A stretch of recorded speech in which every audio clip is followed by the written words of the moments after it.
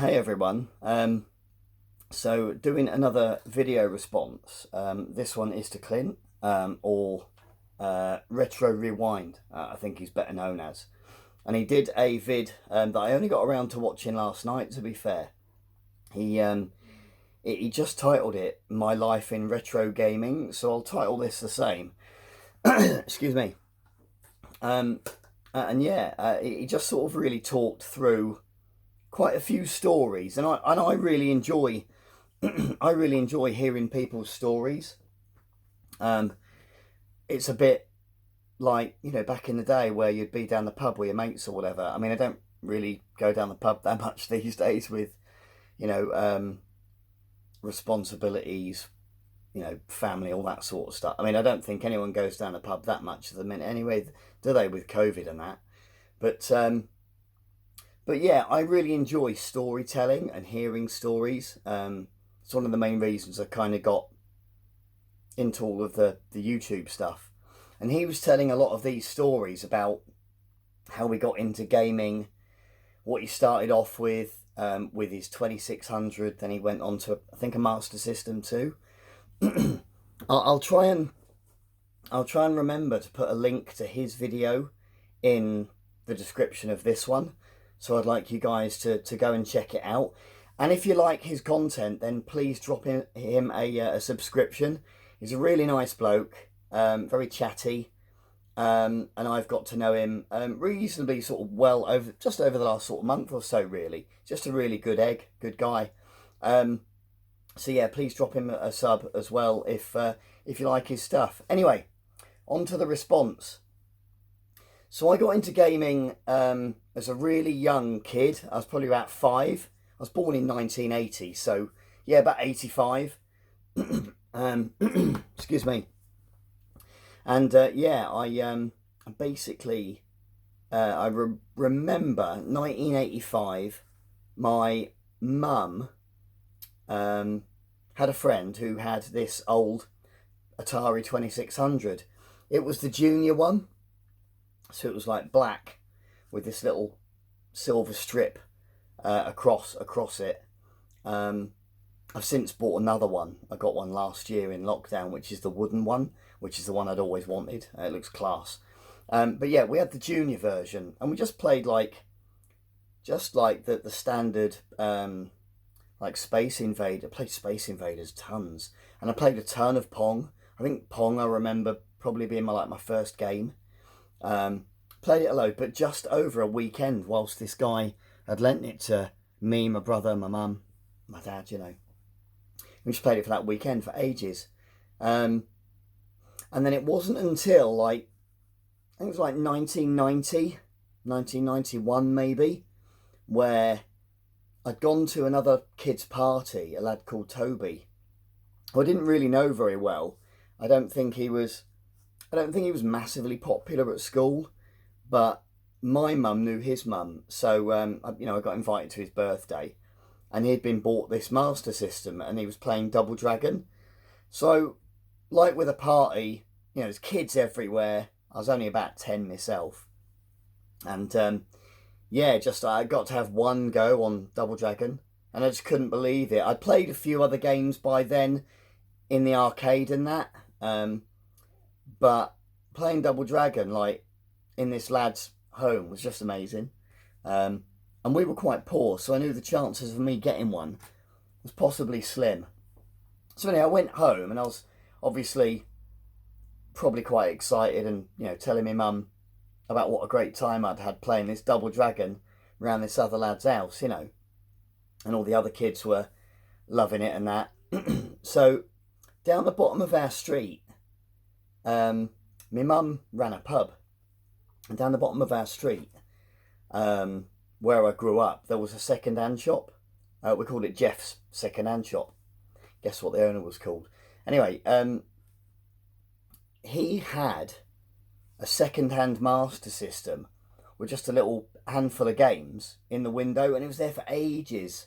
And I remember absolutely peppering my mum with just probably to the point of annoyance, really. I want this, please can I have this, please get me this for my birthday. I knew my birthday wasn't that far off. And lo and behold, it was that exact one that I was given. And I forget, it was either 1990 or 91, so I was 10th or 11th birthday. And I got this Master System, and it had Double Dragon. And that was, I played Double Dragon a ton. Yeah, it was the first ever game I completed. And it's probably to this day the game I've completed the most times as well. Just played it that much as a kid. And I had like Vigilante and, you know, all the other sort of bits and pieces, you know, stuff like that. Anyway, so when we got a bit older, because I'd had the Master System, my brother got to pick the next one for his birthday. So I think it was like, I think it must have been like 93 maybe, around there. And we got this Super Nintendo because that's what my brother wanted. And just the step up in graphics, sprites, colour, it's just couldn't believe it. It just blew us away. And I kind of got, we played a lot of different games. We played, you know, all sorts. Played a lot of Street Fighter and that sort of stuff. I'd already had a go. I think we had a babysitter who had a son who had a Super Nintendo anyway. So we'd already tried it around his place. Similar to the Master System story, I suppose. So that's probably why my brother asked for one.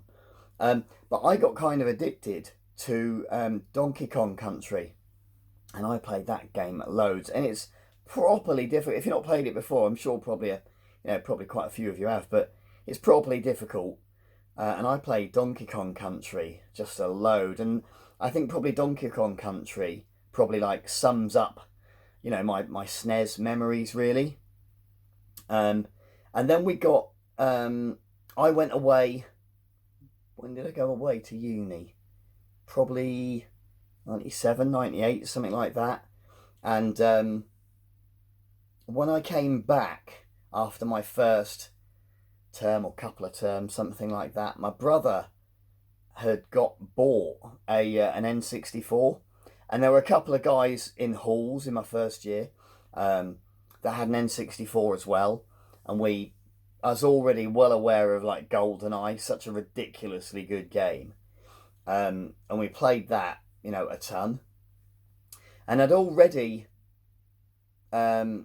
sort of dabbled with the PlayStation. We had a mate that had one because that came out about 95, I think, but we didn't, you know, I didn't have one. And we were playing a lot of another game that had come out on PC at the time, called Championship Manager. And my God, the hours we used to put into Champ, blimey, just absolutely frightening the amount of hours we put into that game. I always remember I used to sign this player, whatever club I managed.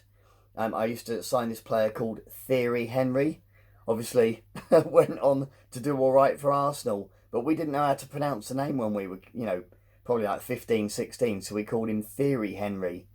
You know, as you do, I suppose, with no internet or anything to correct you. Anyway, so yeah, what was I? So when I came back from uni, that sort of first year, my brother had this N64, and I played a ton of GoldenEye, but I also discovered Zelda: The Ocarina of Time for the first time, and I played that loads. It was such a great game, and I played a few of the others like you know, the Mario one on the N64, stuff like that. And I've bought a few of those games back. Anyway, it wasn't until I had my first like summer job when I managed to get myself a PS2. Oh, sorry, PS1. Sorry, a PS1 with Resident Evil 2. One of the lads at uni had a PS1 with Resident Evil 1. And I watched him play it quite a bit, and he loved it. So when I came back in like the second term with a PlayStation and Resident Evil 2, you know, I was like Mr. Popular for the first few weeks. And another game came out that I borrowed off my neighbour, which was Metal Gear Solid. And we just heard so much about it. It was going to be, oh, it's an amazing game, you know, this, that, and the other. And it was brilliant, you know. Anyway, it wasn't until I finished uni and I got, you know, my first job, I put in a pre-order for a PS2. And then I got that, and I think I got like Tekken Tag, and like the big one for me was Metal Gear Solid 2, which was great, but then all of a sudden you weren't playing as Snake, and it wasn't as great. So I never actually finished that game. I still haven't to this day. Anyway, that's kind of my first few years in gaming.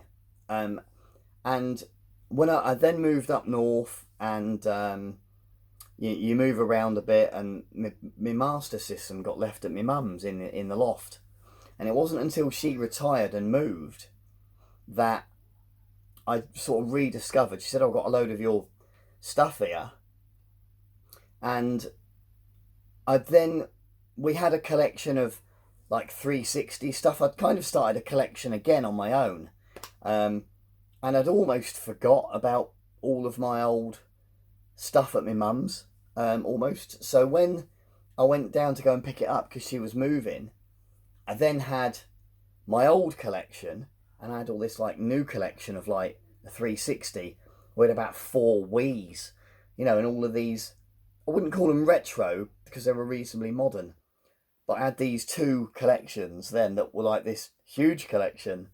And that was probably 2018, I think.